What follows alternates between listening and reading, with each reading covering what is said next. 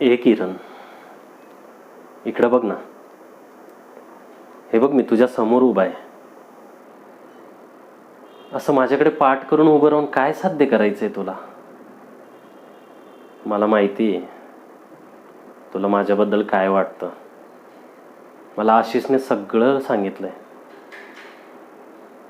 अगं वेडे, एवढ्या वर्ष कोणी आपलं प्रेम लपवून ठेवतं का?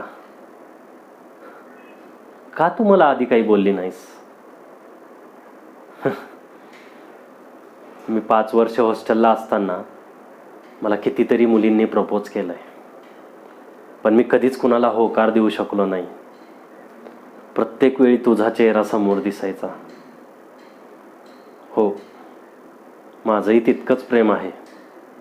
जेव्हा आशिषने मला सांगितलं की तुझं पण माझ्यावर प्रेम आहे, मी सांगूच शकत नाही त्या क्षणाला मला किती आनंद झाला. मला माहिती आहे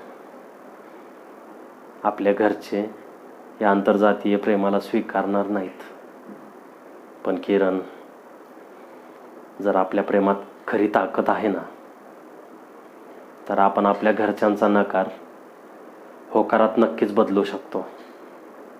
देशील मला साथ?